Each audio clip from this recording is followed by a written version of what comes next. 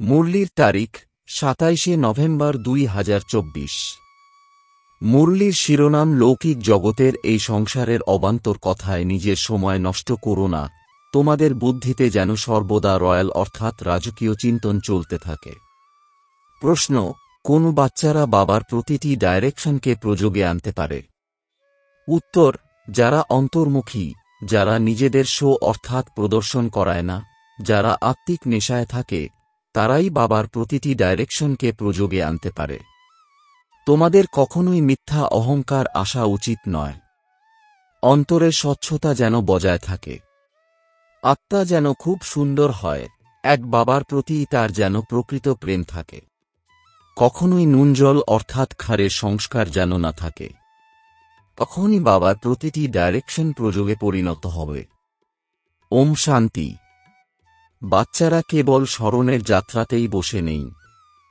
বাচ্চাদের এই নেশা আছে যে আমরা শ্রীমতে নিজেদের পরিস্থান স্থাপন করছি। তোমাদের এতটাই উৎসাহ আর খুশি থাকা উচিত। আবর্জনার স্তূপের সমস্ত অবান্তর কথা বের হয়ে যাওয়া উচিত। অসীম জগতের বাবাকে দেখে উল্লাস আসা উচিত। তোমরা যত স্মরণের যাত্রায় থাকবে, ততই তোমাদের ইমপ্রুভমেন্ট অর্থাৎ উন্নতি হতে থাকবে। বাবা বলেন যে বাচ্চাদের জন্য আত্মিক বিশ্ববিদ্যালয় হওয়া উচিত। তোমাদের হল ওয়ার্ল্ড স্পিরিচুয়াল ইউনিভার্সিটি। তাহলে ওই ইউনিভার্সিটি কোথায়? ইউনিভার্সিটি বিশেষভাবে স্থাপন করা হয়। এর সাথে অনেক বড় রয়্যাল হোস্টেলের প্রয়োজন। তোমাদের চিন্তাধারা কত রয়্যাল হওয়া উচিত। বাবার তো রাত দিন এই খেয়ালই থাকে বাচ্চাদের কিভাবে পড়িয়ে এই বড় পরীক্ষায় পাশ করাবেন, যাতে এরা আবার বিশ্বের মালিক হতে পারে। প্রকৃতপক্ষে তোমাদের আত্মা শুদ্ধ শতপ্রধান ছিল, তাই শরীরও কত সুন্দর শতপ্রধান ছিল। তোমাদের রাজত্ব কত উচ্চ ছিল। তোমাদের এই লৌকিক সংসারের আবর্জনার কথায় অনেক সময় নষ্ট হয়। তোমাদের মতো স্টুডেন্টদের ভিতরে এই আবর্জনার ভাবনা চিন্তা থাকা উচিত নয়।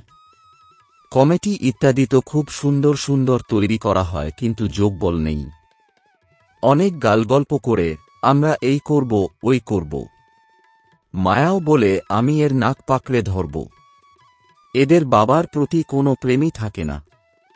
বলা হয় না যে মানুষ চায় এক, হয় অন্য কিছু, তো মায়াও কিছু করতে দেয় না। মায়া অনেক ঠকায়, কানও কেটে নেয়। বাবা বাচ্চাদের কত উচ্চ তৈরি করেন, তিনি ডাইরেকশনও দেন, এই করো। বাবা অত্যন্ত রয়্যাল বাচ্চাদের পাঠিয়ে দেন। কেউ কেউ বলে, বাবা আমি ট্রেনিং নিয়ে যাব। বাবা বলেন, বাচ্চারা তোমরা প্রথমে নিজের দুর্বলতাগুলি তো দূর করো। নিজেদের দেখো যে আমাদের মধ্যে কতখানি অপগুণ রয়েছে। খুব ভালো ভালো মহারথীদেরও মায়া একদম নুনজল করে দেয়। এমন খার বাচ্চারা কখনোই বাবাকে স্মরণ করে না। তারা জ্ঞানের গো জানে না। তারা বাইরের প্রদর্শন অনেকই করে। এতে অনেক অন্তর্মুখী হওয়ার প্রয়োজন, কিন্তু কারোর তো এমন চালচলন হয় যে যেন অশিক্ষিত মানুষ।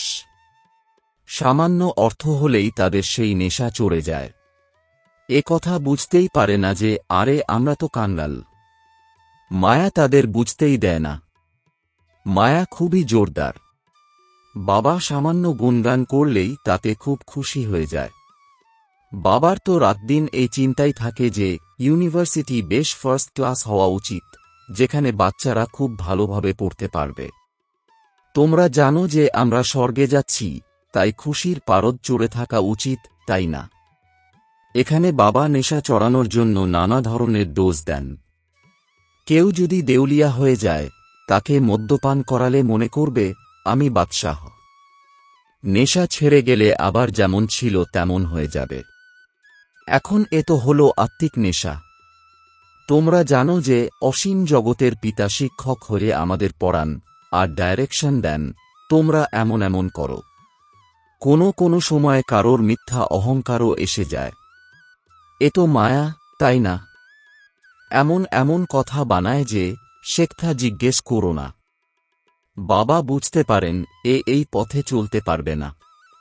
অন্তরের অত্যন্ত স্বচ্ছতার প্রয়োজন।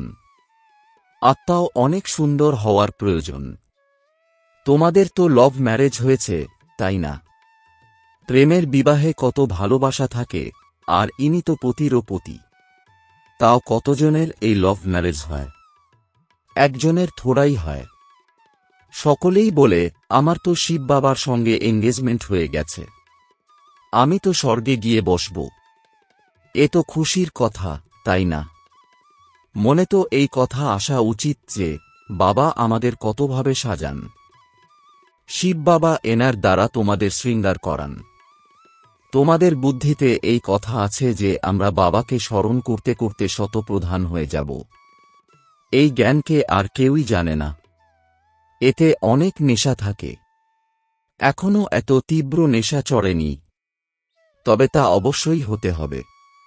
এমন গানও আছে যে অতীন্দ্রিয় সুখ গোপীদের জিজ্ঞাসা করো। তোমাদের আত্মা এখন কত ছিচ্ছি, যেন অনেক ছিচ্ছির আবর্জনার মধ্যে বসে আছে। বাবা এসে এদের পরিবর্তন করান, রিজুভিনেট অর্থাৎ নবজীবন প্রদান করেন। মানুষ যখন গ্ল্যান্স চেঞ্জ করায় তখন কত খুশি হয়। তোমরা তো এখন বাবাকে পেয়েছ, তোমাদের তো তরি পার হয়েই গেছে।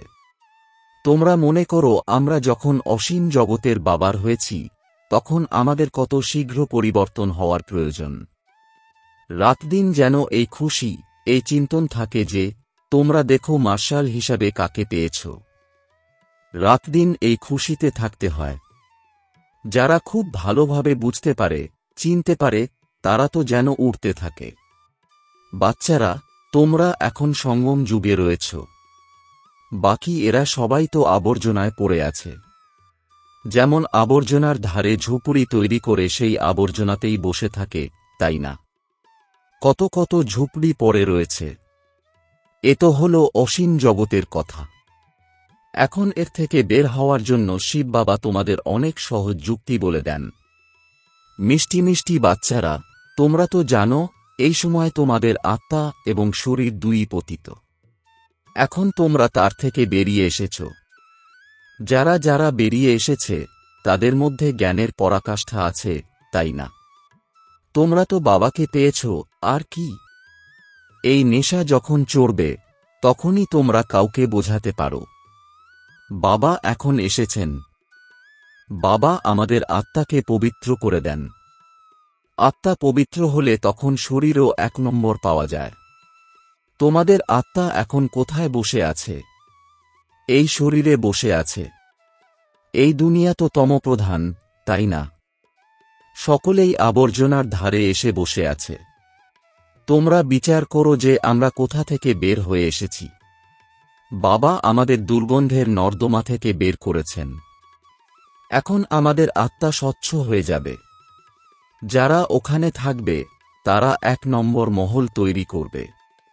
বাবা আমাদের আত্মাকে শৃঙ্গার করে স্বর্গে নিয়ে যাচ্ছেন। বাচ্চাদের ভিতরে এমন এমন খেয়াল আসা উচিত। বাবা কত নেশা চড়িয়ে দেন। তোমরা এত উচ্চ ছিলে, তারপর নামতে নামতে নিচে এসে পড়েছ। তোমরা যখন শিবালয়ে ছিলে তখন তোমাদের আত্মা কত শুদ্ধ ছিল। তাই নিজেদের মধ্যে মিলেমিশে খুব শীঘ্রই শিবালয়ে যাওয়ার উপায় করা উচিত। বাবার তো ওয়ান্ডার লাগে যে বাচ্চাদের সেই বুদ্ধিই নেই। বাবা আমাদের কোথা থেকে বের করেন? এই পাণ্ডব গভর্নমেন্ট বাবাই স্থাপন করেন। যে ভারত একদিন স্বর্গ ছিল তা আজ নরক হয়ে গেছে। এ হল আত্মারই কথা। আত্মার উপরেই দুঃখ আসে। আত্মা একদম তমপ্রধান দুনিয়ায় এসে বসেছে, তাই বাবাকে স্মরণ করে, বাবা আমাকে ওখানে নিয়ে যাও। এখানে বসেও তোমাদের এই খেয়ালই চলা উচিত। তাই বাবা বলেন, বাচ্চাদের জন্য এক নম্বর ইউনিভার্সিটি বানাও। কল্পকল্প এমন তৈরি হয়। তোমাদের চিন্তাধারা চমকপ্রদ হওয়া উচিত। এখনো তোমাদের সেই নেশা হয়নি। তেমন নেশা হলে কি জানি কি করে দেখাতে। বাচ্চারা ইউনিভার্সিটির অর্থ বুঝতে পারে না। সেই রয়্যাল নেশায় তারা থাকে না। তাদের উপর মায়া চেপে বসে আছে। বাবা বোঝান, বাচ্চারা, তোমরা উল্টো নেশা বৃদ্ধি করো না।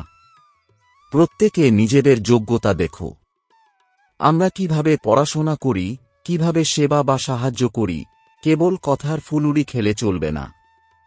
যা বলো তাই করতে হবে। কোনো গল্প নয় যে এমন করব তেমন করব। আজ বলবে এই করব, কাল মৃত্যু আসবে তো সব শেষ হয়ে যাবে। সত্যযুগে তো কেউ এমন কথা বলবে না। ওখানে কখনোই অকাল মৃত্যু হয় না। কাল ওখানে আসতে পারে না। সে হল সুখধাম। সুখধামে কালের আসার অনুমতি নেই। রাবণ রাজ্য আর রাম রাজ্যের অর্থ বুঝতে হবে। এখন তোমাদের লড়াই হল রাবণের সঙ্গে। দেহ অভিমানও জাদু করে দেয়, যা সম্পূর্ণ পতিত বানিয়ে দেয়। দেহি অভিমানী হলে আত্মা শুদ্ধ হয়ে যায়। তোমরা তো বুঝতে পারো যে ওখানে আমাদের কেমন মহল তৈরি হবে। তোমরা তো এখন সঙ্গম যুগে এসে গেছ। নম্বরের ক্রমানুসারে তোমরা নিজেদের পরিবর্তন করছ, যোগ্য তৈরি হচ্ছ। তোমাদের আত্মা পতিত হওয়ার কারণে তোমরা এই শরীরও পতিত পেয়েছ। আমি এখন এসেছি তোমাদের স্বর্গবাসী করার জন্য। তাই স্মরণের সঙ্গে সঙ্গে দৈবী গুণেরও প্রয়োজন। এ তো মাসির বাড়ি নয়। তোমরা বুঝতে পারো যে বাবা এসেছেন আমাদের নর থেকে নারায়ণ তৈরি করতে, কিন্তু মায়ার সঙ্গে গুপ্ত মোকাবিলা থাকে। তোমাদের লড়াই হল গুপ্ত, তাই তোমাদের অজ্ঞাত যোদ্ধা বলা হয়। অজ্ঞাত যোদ্ধা আর কেউই হয় না। তোমাদের নামই হল ওয়ারিয়ার্স। বাইরের ওয়ারিয়ারদের নাম তো রেজিস্টারে থাকেই। তোমাদের মতো আননোন ওয়ারিয়ারদের নিদর্শন ওরা নিয়েছে। তোমরা যে কতখানি গুপ্ত কেউই তা জানে না। মায়াকে বশীভূত করে তোমরা এই বিশ্বকে জয় করছ। তোমরা বাবাকে স্মরণ করো, কিন্তু মায়া তোমাদের ভুলিয়ে দেয়। কল্পকল্প তোমরা নিজেদের রাজ্য স্থাপন করো। তাই তোমরাই হলে সেই আননোন ওয়ারিয়ার্স যারা বাবাকে স্মরণ করো। এই যুদ্ধে তোমরা হাত পা কিছুই চালাও না। এই স্মরণের জন্য বাবা অনেক যুক্তি বলে দেন। চলতে ফিরতে তোমরা এই স্মরণের যাত্রা করো, আমার এই ঈশ্বরীয় পাঠও করো। এখন তোমরা বুঝতে পারো যে আমরা কি ছিলাম আর এখন কি হয়েছি। আর বাবা এখন আমাদের কি তৈরি করছেন। তিনি কত সহজ যুক্তি বলে দেন। তোমরা যেখানেই থাকো না কেন, বাবাকে স্মরণ করো, তো তোমাদের জং দূর হয়ে যাবে। বাবা কল্পকল্প এই যুক্তি বলে দিতে থাকেন। নিজেদের আত্মা মনে করে বাবাকে যদি স্মরণ করো তাহলে তোমরা শতপ্রধান হবে। এখানে আর কোনো বন্ধন নেই। বাথরুমে গিয়েও যদি নিজেকে আত্মা মনে করে বাবাকে স্মরণ করো তো আবর্জনা দূর হয়ে যাবে। আত্মাকে কোনো তিলক লাগাতে হয় না। এসব তো ভক্তিমার্গের নিদর্শন। এই জ্ঞান মার্গে এর কোনো দরকার নেই, এক পয়সারও খরচ নেই। তোমরা ঘরে বসে স্মরণ করতে থাকো। এ কত সহজ। ওই বাবা আমাদের যেমন বাবা, আবার শিক্ষক এবং সদ্গুরুও। প্রথমে বাবাকে স্মরণ, তারপর শিক্ষক এবং গুরুকে। নিয়ম এমনই বলে। শিক্ষককে তো অবশ্যই স্মরণ করবে, তার থেকে শিক্ষা পাওয়া যায়, আর বানপ্রস্থ অবস্থাতে গুরু করা হয়। বাবা তো সব হোলসেলে দিয়ে দেন। তোমাদের 21 জন্মের রাজত্ব তিনি হোলসেলে দিয়ে দেন। বিয়েতে মেয়েকে পণ তো গুপ্তভাবে দেওয়া হয়, তাই না? প্রদর্শন করানোর প্রয়োজন হয় না। বলা হয় গুপ্তদান। শিব বাবাও তো গুপ্ত, তার মধ্যে অহংকারের কোনো কথাই নেই। কারোর কারোর অহংকার থাকে যে সবাই সব জানুক। এখানে হলো সবই গুপ্ত। বাবা তোমাদের যৌতুকে এই বিশ্বের বাদশাহী দেন। কত গুপ্তভাবে তোমাদের এই শৃঙ্গার হচ্ছে। তোমরা কত বড় যৌতুক পাও। বাবা কি করে যুক্তি দিয়ে তা দেন, কেউই তা জানতে পারে না। এখানে তোমরা ভিখারি, পরের জন্মে সোনার চামচ মুখে নিয়ে জন্মাবে। তোমরা তো স্বর্ণ যুগে যাও, তাই না? ওখানে সবকিছুই সোনার থাকবে। বিত্তবানদের মহল সোনায় খচিত হবে। তফাৎ তো অবশ্যই থাকবে। তোমরা এও বুঝতে পারো, মায়া তোমাদের উল্টো ঝুলিয়ে দেয়। এখন বাবা যখন এসেছেন তখন বাচ্চাদের মধ্যে কত উৎসাহ থাকা উচিত, তবুও মায়া সব ভুলিয়ে দেয়। এ বাবার ডাইরেকশন নাকি ব্রহ্মার? ভাইয়ের নাকি বাবার? এতেই অনেক দ্বিধাগ্রস্ত হয়ে যায়। বাবা বলেন, ভালো বা খারাপ যাই হোক, তোমরা বাবার ডাইরেকশনই মনে করো। এই ডাইরেকশনে তোমাদের চলতে হবে। এতে কোনো ভুল হয়ে গেলেও নির্ভুল করে দেবে। তাঁর মধ্যে শক্তি তো আছে, তাই না?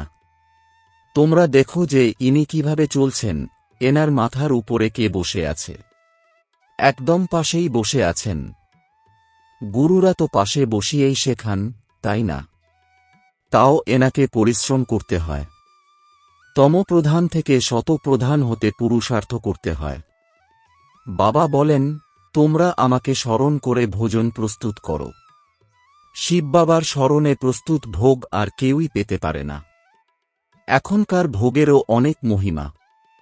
ওই ব্রাহ্মণরা যদিও অনেক স্তুতি করে কিন্তু অর্থ কিছুই বোঝে না। যা মহিমা করে তা কিছুই বোঝে না। তবে এটা বোঝা যায় যে এরা ধর্মপ্রাণ, কেননা এরা পূজারী। আর ওখানে তো ধর্মপ্রাণের বিষয়ই থাকে না, কেননা ওখানে ভক্তিই থাকে না। এও কেউ জানে না যে ভক্তি কি জিনিস। মানুষ বলে জ্ঞান, ভক্তি, বৈরাগ্য। 1 নম্বর কথা, জ্ঞান হল দিন আর ভক্তি রাত। রাত থেকে তো আবার বৈরাগ্য দিনে চলে যায়। এ কত পরিষ্কার কথা। এখন তোমরা যখন বুঝতে পেরেছ তখন তোমাদের আর ধাক্কা খেতে হয় না। বাবা বলেন, তোমরা আমাকে স্মরণ করো, আমি তোমাদের এই বিশ্বের মালিক বানাই। আমি তোমাদের এই অসীম জগতের পিতা। এই সৃষ্টির চক্র জানাও কত সহজ। তোমরা বীজ আর বৃক্ষকে স্মরণ করো। এখন কলিযুগের অন্তিম সময়, এরপর সত্যযুগকে আসতে হবে। এখন তোমরা এই সঙ্গম যুগে ফুলে পরিণত হও। আত্মা যখন শতপ্রধান হয়ে যাবে তখন থাকার জন্য শতপ্রধান মহল পাবে। এই দুনিয়াই নতুন হয়ে যায়। তাই বাচ্চাদের কতটা খুশিতে থাকা উচিত। আচ্ছা, মিষ্টি মিষ্টি প্রশিক্ষার্থী বাচ্চাদের প্রতি মাতাপিতা, বাপদাদার স্মরণের স্নেহসুমন আর সুপ্রভাত। আত্মাদের পিতা তাঁর আত্মারূপী বাচ্চাদেরকে জানাচ্ছেন নমস্কার। ধারণার জন্যে মুখ্য সার। 1. সদা এই নেশা যেন থাকে যে আমরা শ্রীমতে চলে নিজেদের পরিস্থান স্থাপন করছি। অবান্তর আবর্জনামূলক বিষয়কে ত্যাগ করে খুবই উল্লাসে থাকতে হবে। 2. নিজের চিন্তাধারা খুব রয়্যাল রাখতে হবে। খুব ভালো রয়্যাল ইউনিভার্সিটি এবং হোস্টেল খোলার ব্যবস্থা করতে হবে। বাবার গুপ্ত সাহায্যকারী হতে হবে, নিজেকে শো করবে না। বরদান, নিমিত্ত হয়ে যে কোনো সেবা করার সময় অসীম জগতের বৃত্তির দ্বারা ভাইব্রেশন ছড়িয়ে দিয়ে অসীম জগতের সেবাধারী ভব। এর বিস্তার, এখন অসীম জগতের পরিবর্তনের সেবাতে তীব্র গতি নিয়ে এসো। এতেই বিজি থাকছ যে টাইমই পাচ্ছ না, এরকম তো করছ না। কিন্তু নিমিত্ত হয়ে যে কোনো সেবা করার সময় অসীম জগতের সহযোগী হতে পারো। শুধু বৃত্তি অসীম জগতে থাকবে, তাহলে ভাইব্রেশন ছড়িয়ে পড়তে থাকবে। যতই অসীম জগতে বিজি থাকবে, ততই যে ডিউটি পেয়েছ সেটা আরোই সহজ হয়ে যাবে।